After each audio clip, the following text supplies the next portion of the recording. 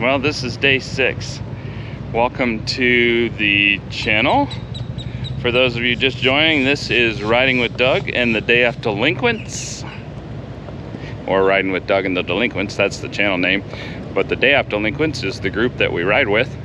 And we are hanging out, the group, we are hanging out in Daytona Beach, Florida.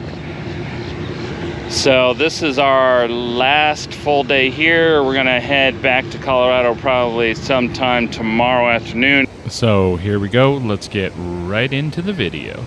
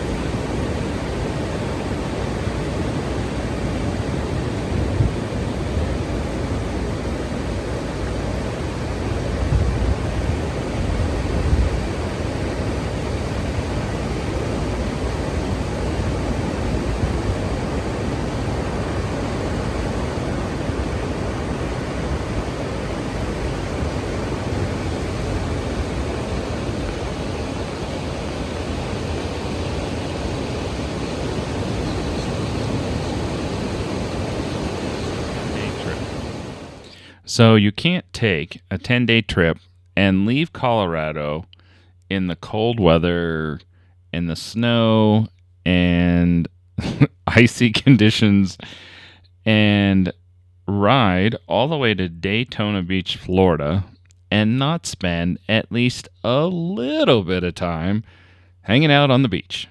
So one of the things that we were looking forward to as we made our trip to Daytona Beach was obviously getting our feet wet and spending a little time in the sand. And unfortunately, on this trip, that just didn't work out.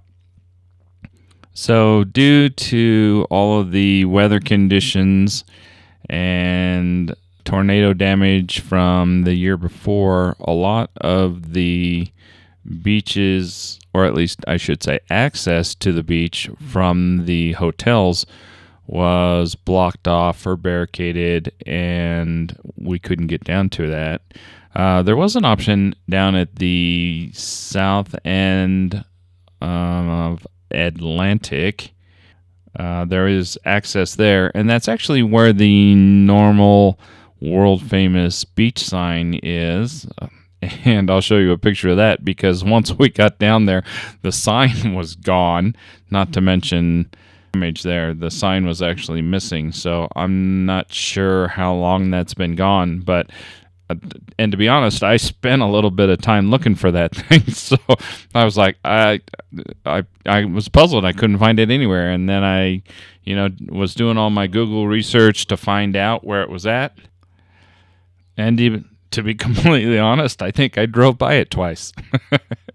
So, but it was the two posts were there, but we didn't have any of the sign. Apparently, the weather had ripped it off the post, so we missed out on that.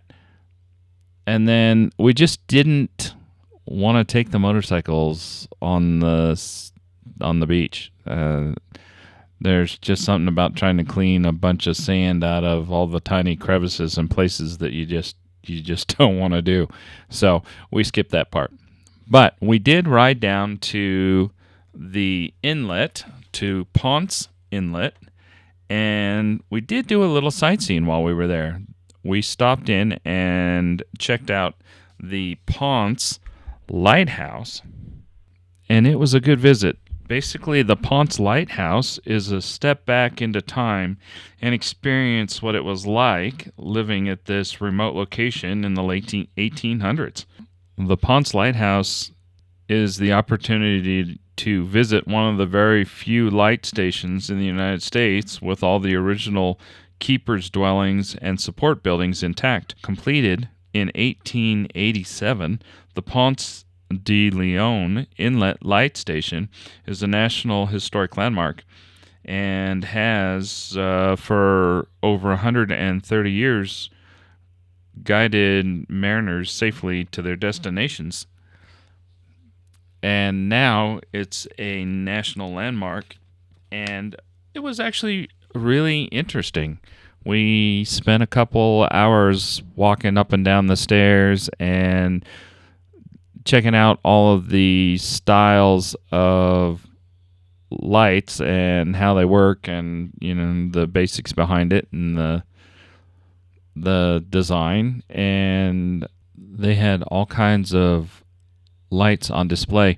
They even had one of the replacement lights for the Cape Canaveral Lighthouse, which was really interesting. If you're in Florida and you have a little extra time to check that out, I would say that's definitely the tourist thing to do for sure.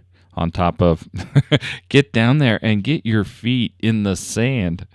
We just didn't have a chance to do that, so we kind of missed out on that. But we'll definitely take advantage of that next time for sure. So here is the footage and the pictures and the videos of the lighthouse. I hope you enjoy. Thanks for watching.